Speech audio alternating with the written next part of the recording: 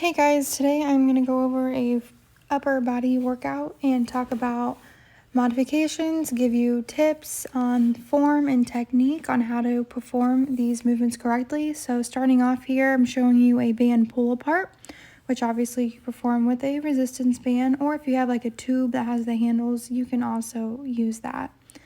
So starting off, make sure that your arms are straight out in front of you and the band is at chest level.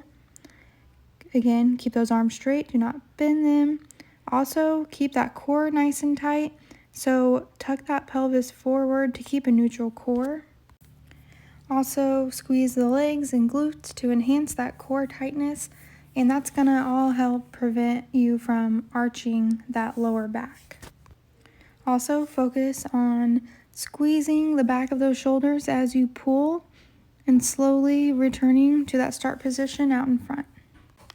And here we have the incorrect way to do these. Do not bend those arms like that. Do not arch that lower back excessively like that and bring that band all the way to the chest. The arm should stay straight the whole time. That band shouldn't really touch your chest at all. Next, we are moving on to the bench press. So from home, if you want to modify this because you don't have a barbell, you can use dumbbells, kettlebells, cans of food, water jugs, or even a resistance band or resistance tube. So many options, and you can also perform this from a bench like I am or from the floor if you don't have a bench at home. So if you are using a barbell, make sure that your grip is even and comfortable for you. And as you can see, I kind of have a little lengthy setup, and beginning with driving my upper back into the bench to create tension in my back, which creates that slight arch that you can see in my lower back, which is completely safe, and even safer than for you to just lie flat and have no tension throughout that back and core. You can see that my feet are also underneath me, further back, and this helps drive my knees outward and my feet down into the ground, which creates tension and tightness in those glutes. So before I lower the bar, I take a deep breath into my belly and hold it until I get that bar off my chest, and then I exhale. You want to do this with every rep. While I inhale, I also set my shoulder blades back and squeeze them to ensure that constant tension throughout the lift. And then going to the bar path, and this also translates when you use dumbbells, kettlebells, whatever weight you're using. You want to start with that bar or that weight more over the upper chest and then lower it down to that lower chest. So you're creating a slight diagonal bar path on the way up, down and then back up that same way.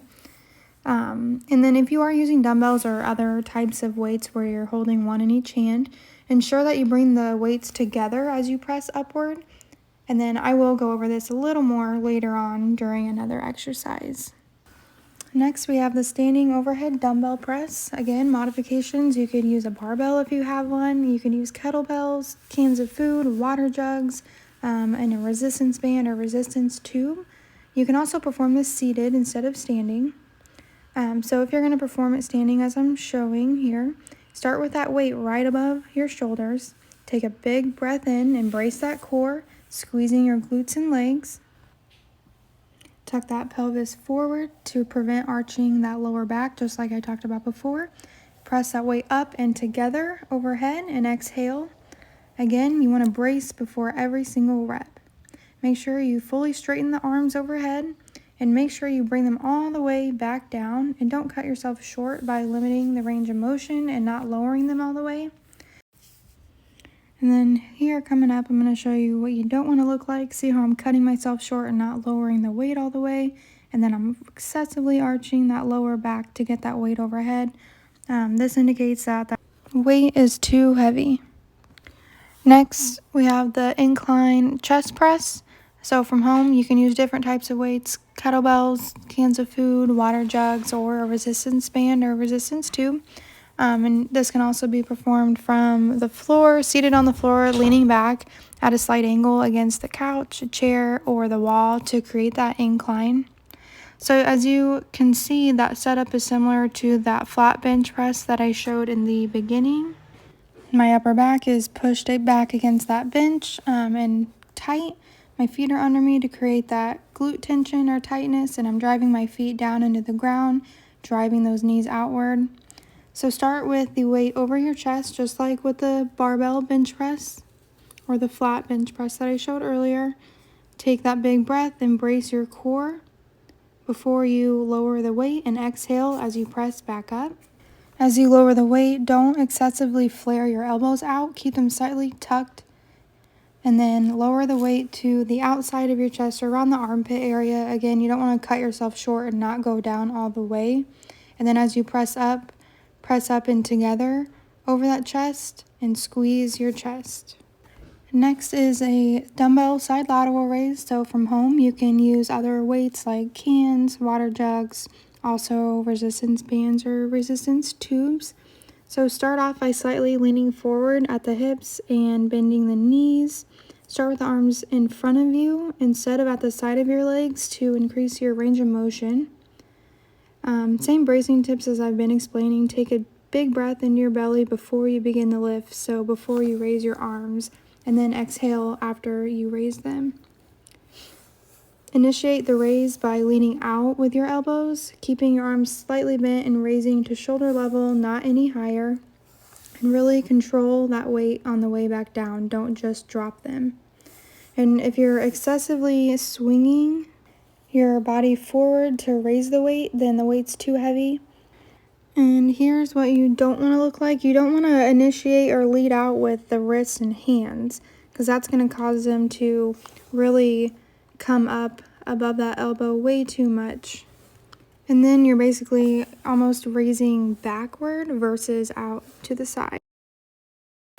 Next, we have the tricep push down, which from home, if you have a resistance band or tube, you can use. Really focus on keeping your arms close to your side, fully straighten and lock out those arms as you press down, and then slowly come back up. And you don't want to let that upper arm move at all. You should only be moving from the elbow. You also don't want to be pushing your body down into that weight. Again, if you're doing that, the weight's too heavy. You want nice tension, tightness in that core and legs. Only let your arms move from the elbow. All right, last exercise I'm going to go over is the face pull, which is great for those rear delts or rear shoulder muscle. From home, you can use a resistance band or tube. The cable or band that you're using should be higher than shoulder level, as you can see here. And you want to initiate the movement by pulling back with your elbows and leading with your elbows, keeping the elbows high and pointing outward. Don't let them fall and face the floor. And then focus on squeezing the back of your shoulders as you pull, and then slowly returning out in front of you, fully straightening those arms back out in front of you so you get a nice stretch in that upper back.